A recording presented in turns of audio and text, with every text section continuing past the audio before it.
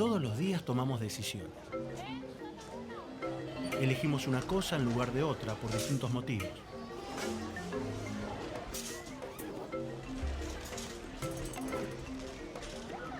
Detrás de cada decisión que tomamos hay una cadena de decisiones que tienen que ver con la forma de trabajo y la vida de otras personas, pero que también afectan nuestra vida.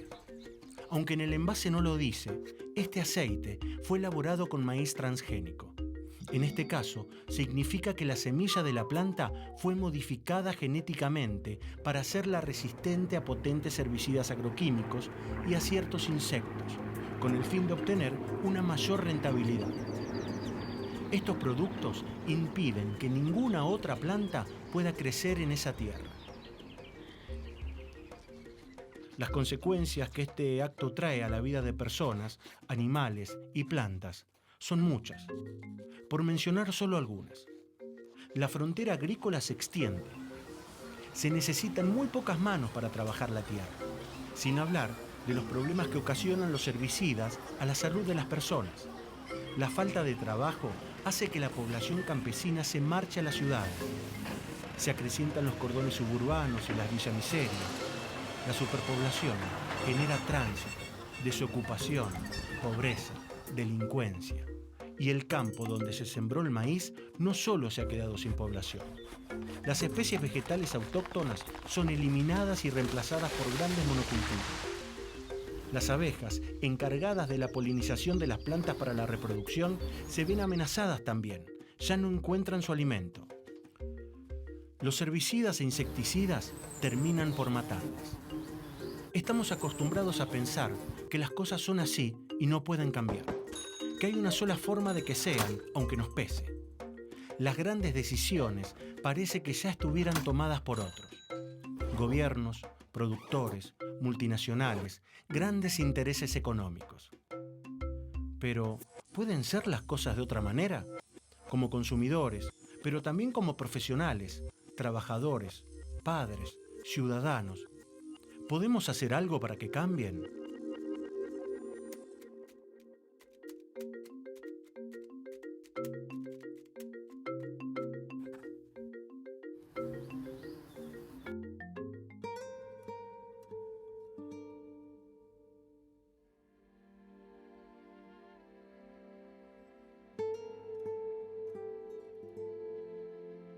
Nos habíamos creado en el 2005, en realidad como institución, lo que veníamos nosotros del 2003 ha sido organizado por la problemática de tierra que ha surgido mucho en la zona y bueno, ha avanzado bastante lo que es la frontera agrícola y bueno, expulsando comunidades, pueblos para desarrollar la actividad agrícola y ganadera. Bueno, en todo eso yo creo que se ha tratado de frenar a más o menos 60 empresas las que se iban a instalar en grandes extensiones en algunos lugares. Y bueno, con eso hemos parado y en algunos lugares las familias creo que han cambiado por ahí el sistema de vida, hoy están produciendo.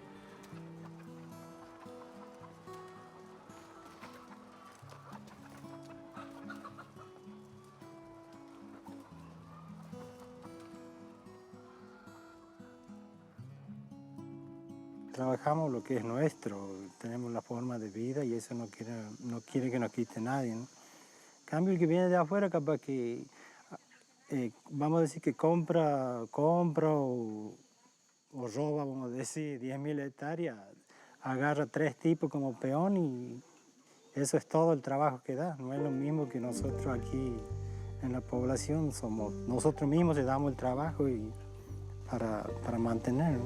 Los grandes empresarios que vienen avasallando con todos los montes, arrasan con todo y le meten a la soja y todo eso, que la dejan en 5 años la tierra desértica y no sirve para nada. Aquí estamos organizados con las organizaciones campesinas, que todos dependemos del MOCASE, el MOCASE institucional, y nosotros vamos en defensa de la tierra porque vemos que el empresario, el que viene de afuera, arrasa con todo el monte y eso es lo que estamos peleando, estamos en plena lucha, digamos, para no dejarlo que nos quite lo que es nuestro, ¿no? En muchos casos nosotros hemos frenado en un solo campo, por decir, 3 o 4 titulares de dominio con los mismos papeles, ¿no? Yo creo que se fragua mucho los títulos de dominio y hace que bueno, se generen conflictos. Y bueno, este último tiempo por ahí ha cambiado el mecanismo, que antes iban pacíficamente y querían entrar, y bueno, hoy usan mucho bandas armadas, por ahí de barra brava de clubes, de barrios periféricos, llevan por ahí en malas condiciones a algunos chicos y todo eso.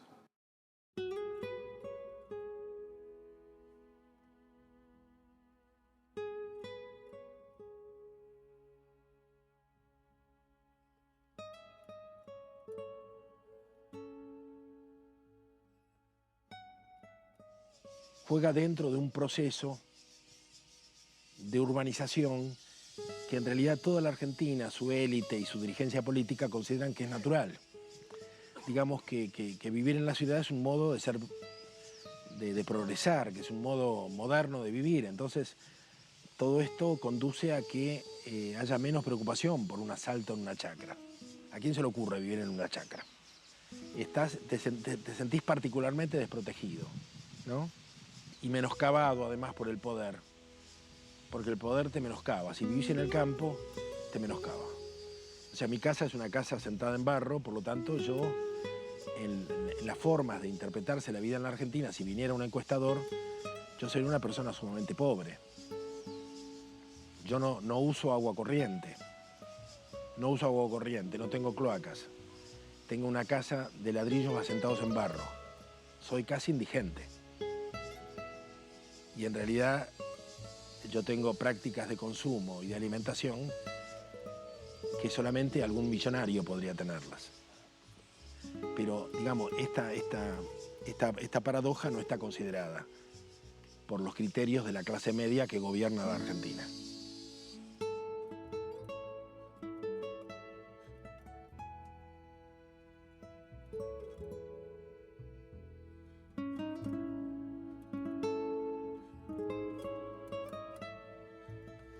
Y con el correr del tiempo, bueno, por muchos ONG también que llegaron al lugar nos hicieron dar cuenta, bueno, que tenemos que salir de otra forma de cambio de vida, de trabajo, no sé. Y de esa manera, la mayoría aquí, como les he dicho, criamos los animales y bueno, de esa manera no cortamos los postes, la leña, el carbón que acaba el monte.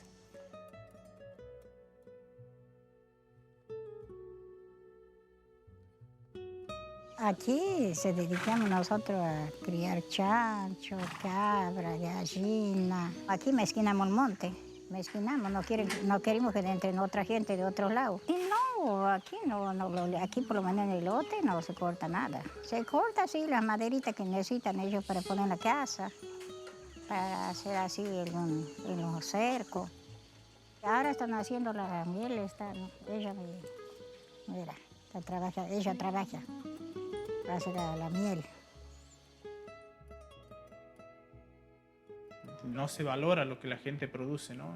Yo veía este último tiempo que, bueno, se ha empezado con la apicultura, que es algo que, bueno, por ahí es difícil de cambiarle también en pocos años la mentalidad a la gente, porque siempre trabajaba en el hacha y bueno, les hacían creer que eran hacheros y nada más. Bueno, hoy yo creo que varios han pasado a ser ganaderos y algunos apicultores, y bueno, le van dando más valor lo que es al monte y a donde han nacido y se han criado. Nací, me crié en la zona de Bandera, departamento Belgrano, pertenece a la provincia de Santiago del Estero, está sobre el límite con Santa Fe. En un momento cuando yo me inicié como hobby o como, no sé, como empezar a experimentar con las abejas, porque en esa zona casi nunca hubo apiarios ni apicultores.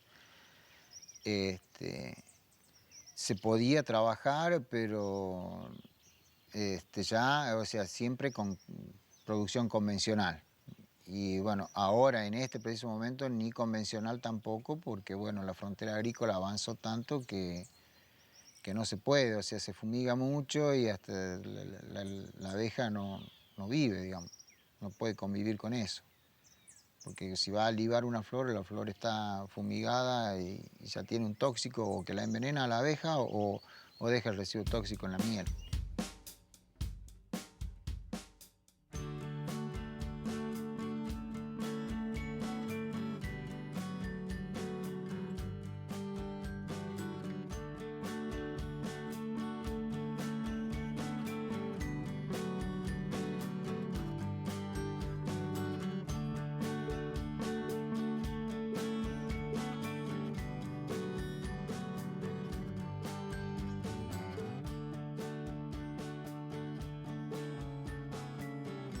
Nosotros veíamos la forma porque nosotros también cortábamos postes, la leña, el carbón. Y eso veíamos que el monte se iba a acabar si seguíamos eso. Y buscamos otra alternativa de salida para no hacer la deforestación. Y por eso es lo que se dedicamos como la apicultura, la abeja no lo daña al monte, digamos. Empezamos a enseñar apicultura y a convocar en localidades del interior, en territorios sobre todo campesinos, que corresponde al centro norte de nuestra provincia y algunas localidades de Chaco. Y llevamos la apicultura como una propuesta en algunos casos innovadora, nueva, ¿sí? En otros casos se conocía como una alternativa más, digamos, de producción dentro de lo que es los componentes productivos de ellos, que suman, digamos, lo que hace a las actividades extractivas, a la ganadería de baja escala, menor y mayor, y algo de agricultura.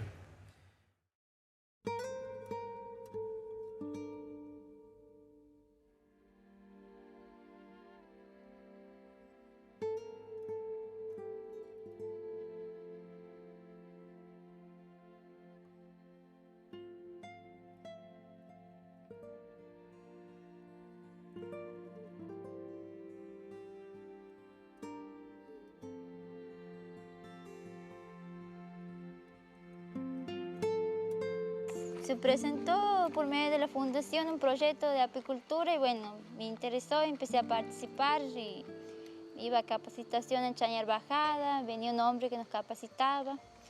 Después, por medio de ello, conocimos a la gente de Copsol y bueno, ellos empezaron a venir y empezamos a participar en las capacitaciones, nos enseñaban ellos. Saqué un crédito porque las abejas que tenía eran pocas y bueno, con ese pude comprar 20 colmenas nuevas, completas, con cajones, media alza, todo. Bueno, yo las cosas de la casa no he dejado, ¿visto? Yo hago todo lo que tengo que hacer y bueno, en el momento que digo me voy a las colmenas, me vengo a las colmenas, ¿visto? Yo las otras cosas no lo he dejado de hacer, sigo haciendo. Hago huerta cuando está el buen tiempo, crío cabritos, lechones, gallinas. Si hay que sembrar, sembro. Los varones ya no van a hacer poste como primero, ¿visto? Sí hacen, pero menos, ¿visto? No como uno si se dedica a esto es algo liviano, que uno hace en la sombra, tranquilo. No va a destruir el bosque, nada. Solas ellas hacen la miel y uno cosecha y ya tiene la plata. No como ir a hacer poste y carbón, uno lo funde al monte y se acaba la vida. Que hay otras poblaciones que se quedaron sin monte. Sí, hacen carbón, poste y no piensan el día de mañana, se quedan sin nada. Y tendrán que salir a trabajar en otro lugar porque no se dedican a nada. No crían, no hacen apicultura, no hacen nada.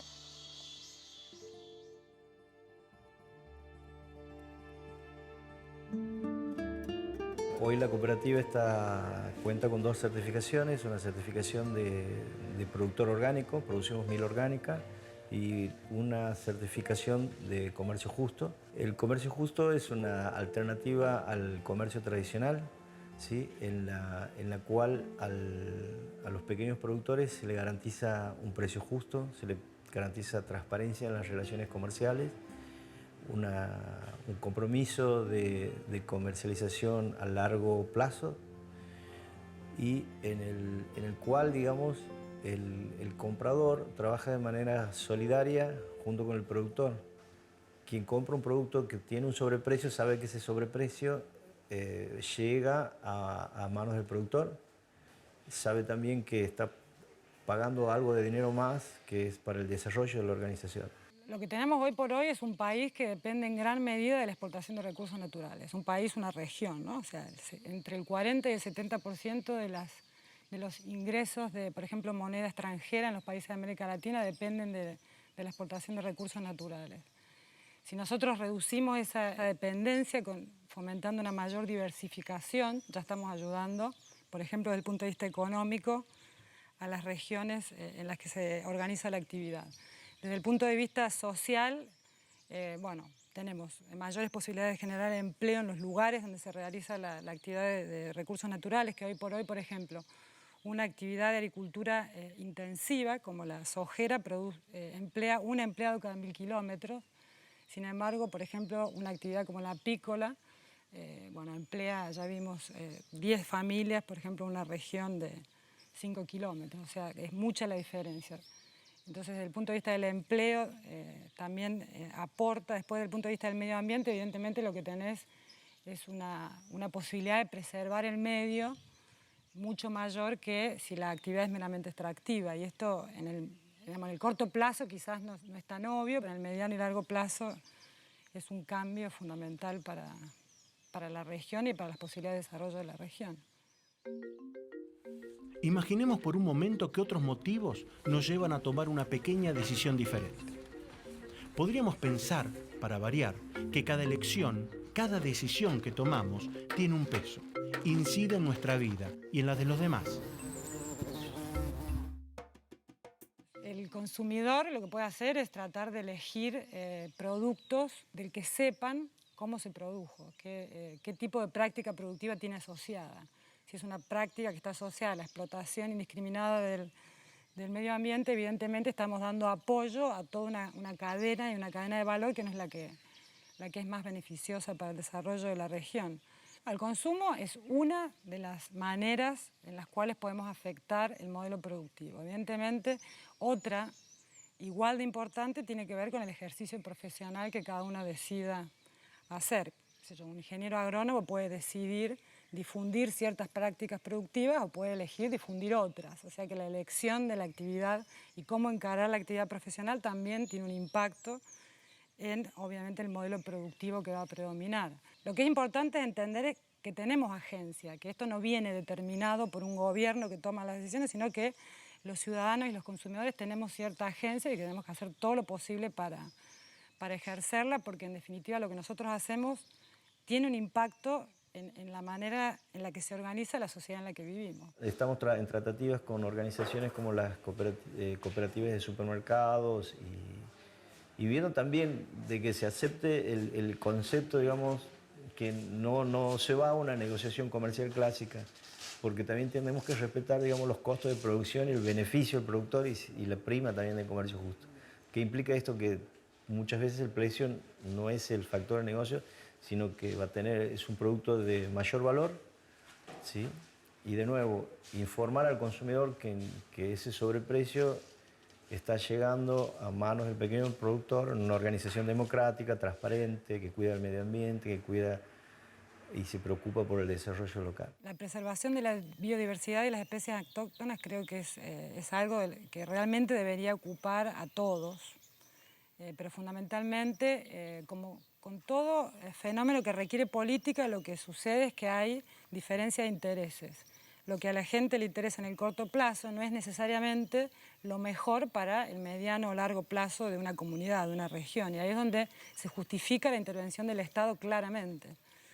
Porque hoy por hoy si resulta más eficiente utilizar un área para producir soja porque ahí es donde se obtienen los mayores rendimientos, para el agente privado va a tomar esa decisión, al menos que el gobierno intervenga con una visión de mediano y largo plazo con respecto a la necesidad de preservar la biodiversidad. Por ahí las empresas que vienen de afuera no cuidan porque se instala unos 4 o 5 años y bueno, se lleva todo el valor que ha sacado en económico capaz y bueno, se va.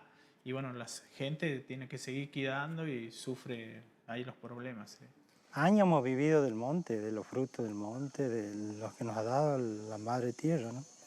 Por eso nos interesa y queremos seguir con eso, que no nos quite las costumbres, vamos a decir, porque Si llegaría, como le digo, vienen avasallando los montes.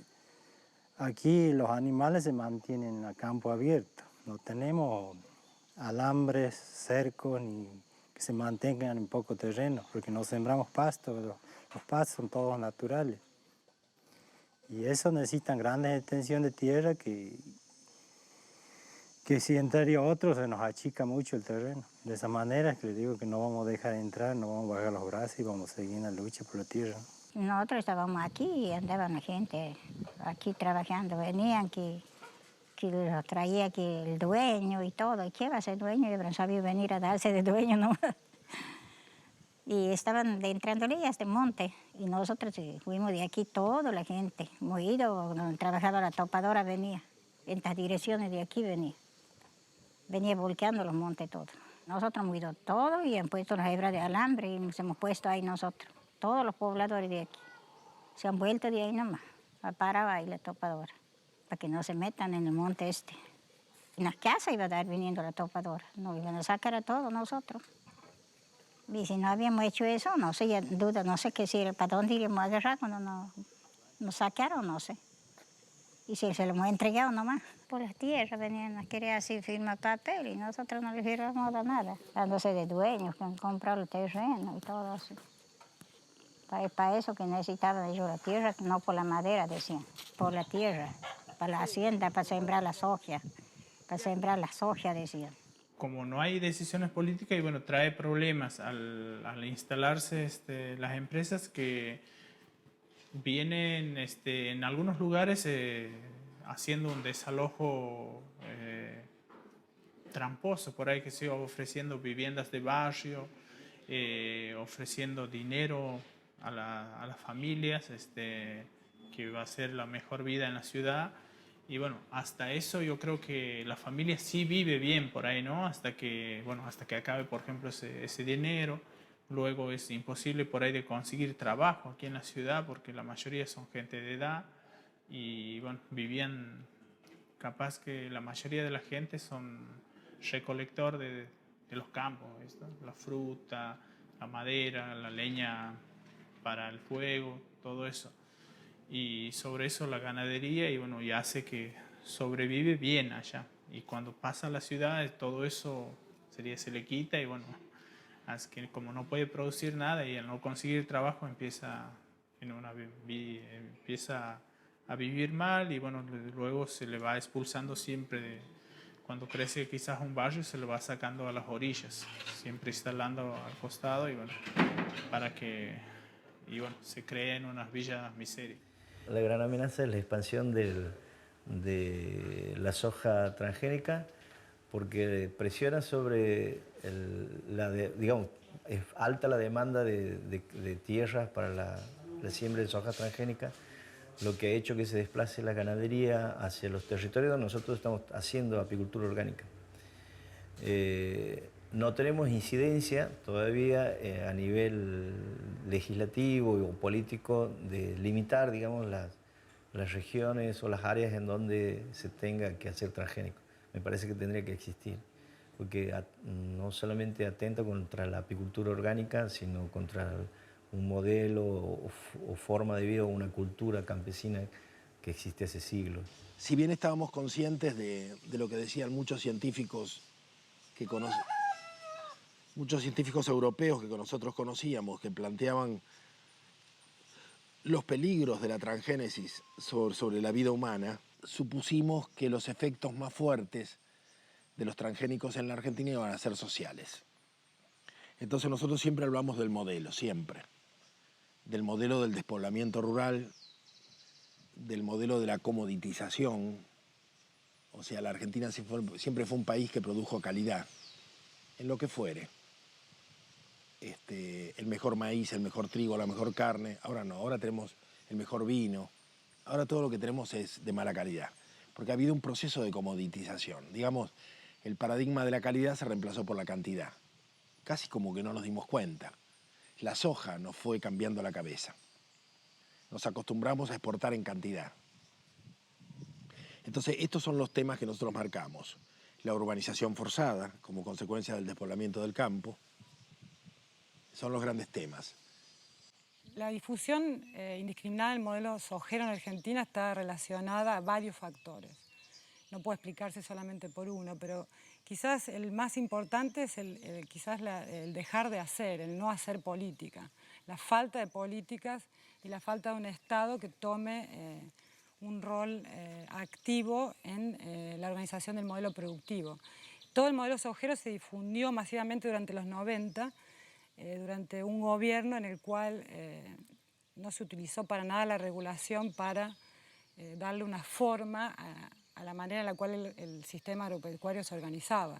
Entonces, por ejemplo, la irrupción de la soja herrera en Argentina fue un fenómeno que nadie se enteró hasta que lo tuvimos, estaba totalmente instalado en la Argentina.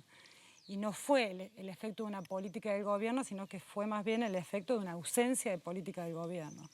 Y creo que lo mismo sigue sucediendo, es decir, muchos de los fenómenos que nos afectan hoy por hoy, como la difusión indiscriminada de agrotóxicos, tiene que ver con la falta de política. Porque si dejamos al mercado que tome todas las decisiones, bueno, suceden este tipo de cosas. Nos llevan en direcciones que no son las direcciones que nosotros elegiríamos. Uno no niega que de pronto en el político surja una hebra de preocupación por la ecología, pero en general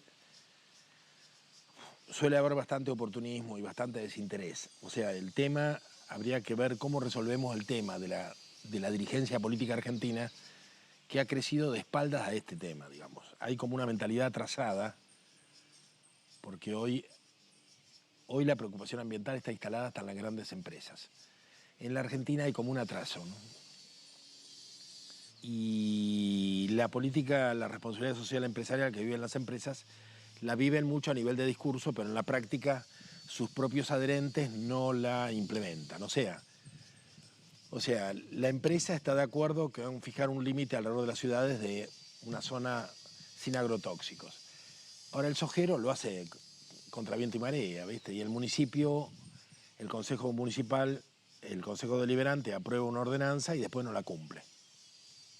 Lo mismo en las provincias, aprueban una ley para que no se deforeste más, y después cuando vos vas y le denunciás que están deforestando, te dice, y lo que nos pasa, no tenemos nafta, no tenemos vehículos para ir a inspeccionar. Entonces nosotros nos cansamos un poco de esta pelea legal, ¿no? Creemos que el problema no es legal, sino que es de toma de conciencia. Digamos, que hay que cambiar la mentalidad de la conducción argentina, de provocar un cambio muy fuerte, ¿no? Acá en la zona de Mercedes Luján, se aprobaron las ordenanzas contra la fumigación recién cuando un tipo que tenía un hijo con cáncer le tiró un avión. Le tiró con una escopeta de repetición, le pegó. Y cuando lo fueron a detener, bueno, en la casa mostró, tenía al niño con quimioterapia, o sea, pelado. Además los sojeros sabían. Incluso había llegado a un acuerdo para que no le pasaran con el avión por arriba. Y lo que pasa es que cambiaron el aviador no sabía.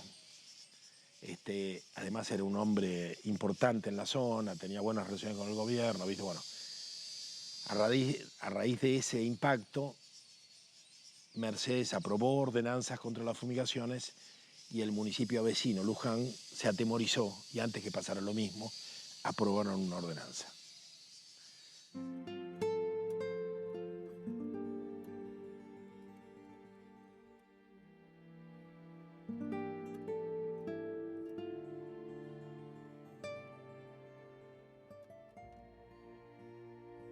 En realidad los pequeños productores sí producen sus semillas orgánicas, que siempre lo vienen conservando, pero bueno, últimamente que por ahí sí o sí de poquito les van quitando, ¿no? Por ejemplo, el maíz, ya muy poco es el maíz criollo que se lo sembraba, porque bueno, se viene metiendo muchas semillas transgénicas y bueno, se le impone, sería que vos para sembrar todos los años tienes que estar comprando. Y bueno, y al otro año no puedes volver a reproducir esa misma semilla. Yo creo que, bueno, es algo que es quitarle y ponerle al pequeño productor dependiente de un sistema de mercado de la semilla que todos los años te esté ofreciendo y vendiendo. Así que, y bueno, yo creo que con esto de la soja, sí, por ahí este año que ha pasado, por ahí se ha perdido bastante por los grandes calores y todo eso. Y bueno, yo creo que hace que, bueno, que los climas vienen cambiando cada año, ¿no? Cada año peor, y bueno, con los grandes desmontes que han existido y bueno, que a veces siguen, ¿no? Uno dice, bueno, hay leyes que protegen el bosque, pero yo creo que con la cuestión de la coima del dinero, siguen autorizando y bueno, sin mirar todavía los pueblos o parajes que existen en el lugar. Cuando no tengas otra soja, cuando toda la naturaleza esté contaminada de transgénicos, lo que piensa Monsanto es que la lucha contra Monsanto ya no va a tener sentido. Por eso están penetrando en México como lo hacen, para que no haya más maíces prehispánicos, que todo el maíz sea de ellos o esté contaminado, que lo que no sea de ellos esté contaminado. Lo he dicho siempre, o sea, yo he vivido en Bandera y vivo acá. En Bandera no puedo decir no hagan soja, no hagan maíz. El suelo, el clima se lo permite. Tienen muy buenos rindes, está muy bueno. Pero acá, en una zona como esta, desmontar todo para intentar hacer un cultivo que después va a rendir poco, más vale dejemos que se vaya haciendo lo que se puede, digamos. O sea, lo autóctono, lo tradicional, démosle valor agregado a eso, ¿no? La Argentina sojera no está en discusión. La Argentina productora de biocombustibles, no importa quién gane, no está en discusión. Entonces, ante este panorama, lo que nosotros hacemos es seguir fortaleciendo las redes de gente alternativa que vive al margen de los partidos políticos y que van construyendo pequeños archipiélagos de gente que vuelve al campo, que a semejanza de otros países en Europa, por ejemplo, el movimiento neorrural es muy fuerte en Grecia, en Francia. Y en esos movimientos, en esas aldeas recuperadas, en general no llega la crisis. La crisis es un problema de la ciudad, ¿no? El hambre es un problema de la ciudad. Lo que nosotros venimos viendo todo este último tiempo es que por ahí el sistema educativo está mal formado, sería. No digo que aquí se le enseña todo al chico del interior, todo lo que es de la ciudad, sería para que sea empleado, para que, bueno, no se le enseña por ahí sobre los valores, por ejemplo, que tiene el chico en el campo. Por decir, por ejemplo, a un chico de medio del monte, capaz que el maestro le vaya a enseñar a contar naranjas y en lugar capaz que el chico no conozca, en lugar si le enseña a contar cabritos, el chico va a ser más rápido porque él el día a día está controlando los cabritos que tienen sus abuelos o sus padres.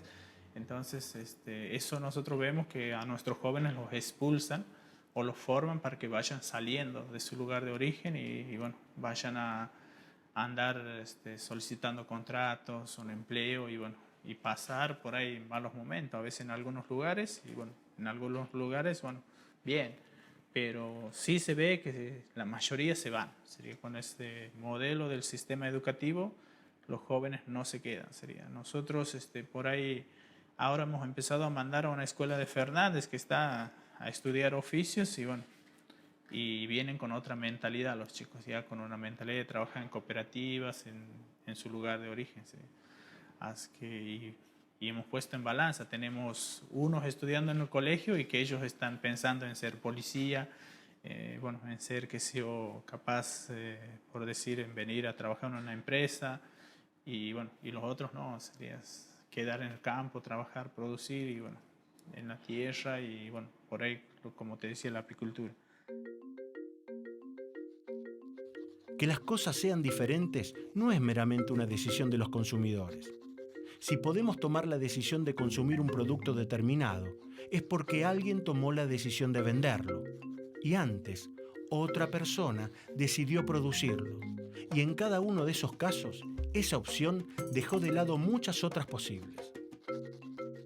A mí me parece que una cosa fundamental para aquel que no está tan interesado a lo mejor en usar el consumo como una herramienta de política es, bueno, saber que cuando estás consumiendo alimento, cuando hay una certificación por detrás, por ejemplo la orgánica o la de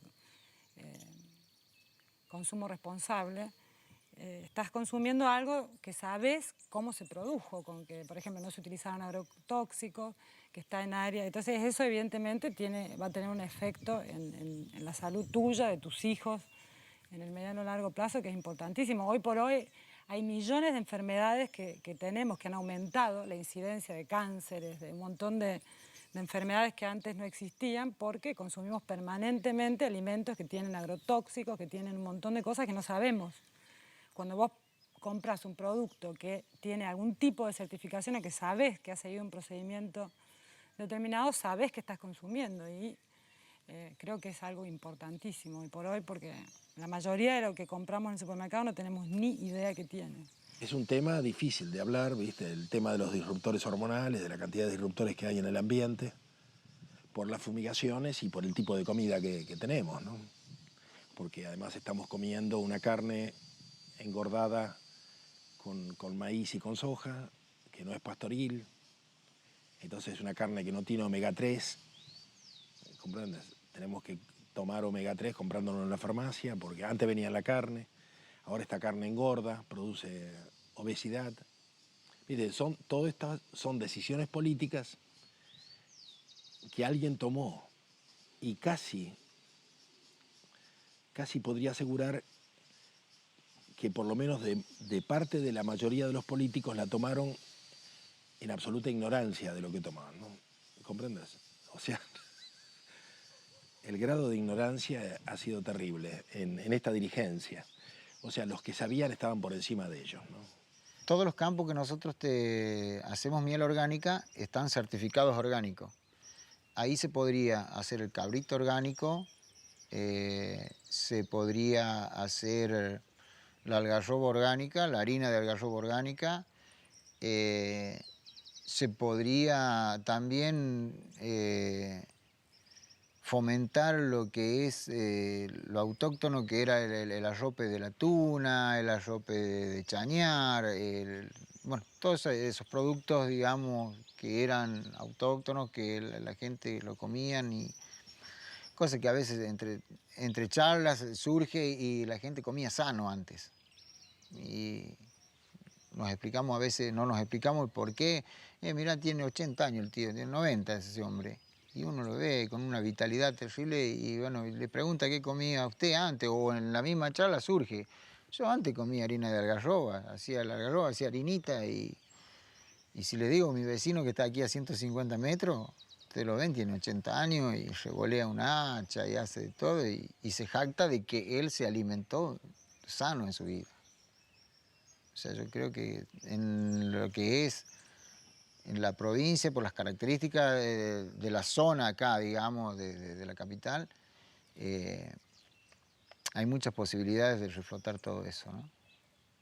También, o sea, nosotros estamos a veces en la búsqueda de hacer otras cosas nuevas, pero tal vez no vemos lo que podríamos aprovechar de lo que tenemos. Las actividades de recursos naturales históricamente se han considerado como con muy poco potencial para contribuir a un proceso de desarrollo, y lo que nosotros estamos entendiendo ahora es que estas actividades pueden transformarse en una dirección de mayor sustentabilidad si fomentamos maneras y prácticas de explotar los recursos que sean sustentables.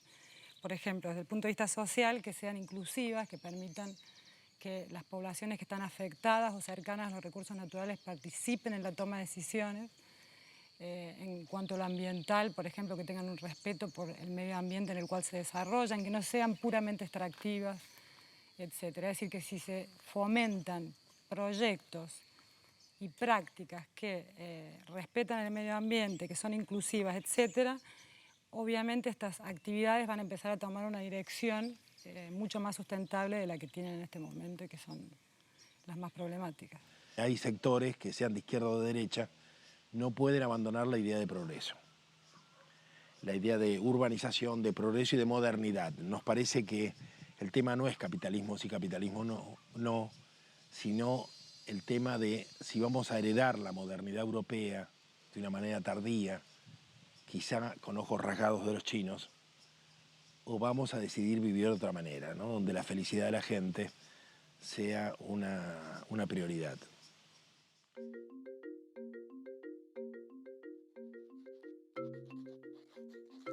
Cada vez que elegimos algo, aunque no lo sepamos, estamos apoyando un modelo de producción. Y esa elección, multiplicada por muchas personas, determina un modelo de sociedad.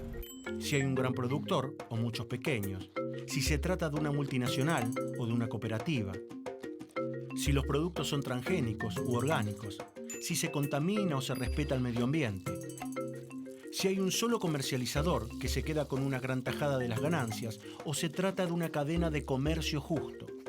Esto quiere decir que las cosas pueden ser de otra manera. Hay alternativas a la forma de producción dominante. El cambio técnico no está determinado. Pero que esas alternativas sobrevivan tiene que ver con distintos factores. No solo juegan los grandes intereses políticos y económicos. Las personas, desde nuestro lugar, podemos hacer muchas cosas para elegir el modelo de sociedad, de país y de mundo en el que queremos vivir. Como consumidores, pero también como productores de bienes y servicios, como profesionales, como trabajadores, como padres, podemos modificar las pautas y conductas, producir cambios. El maestro puede decidir cómo imparte el saber a sus alumnos. El ingeniero agrónomo puede decidir qué producto utiliza para ahuyentar a los insectos de la planta, si es un preparado natural o un agrotóxico. Lo mismo puede hacer una persona con sus plantas en el patio de su casa. Un periodista decide qué temas investigará y cómo los dará a conocer. Como ciudadanos podemos investigar, leer, escuchar, tomar conciencia, interesarnos, comprometernos.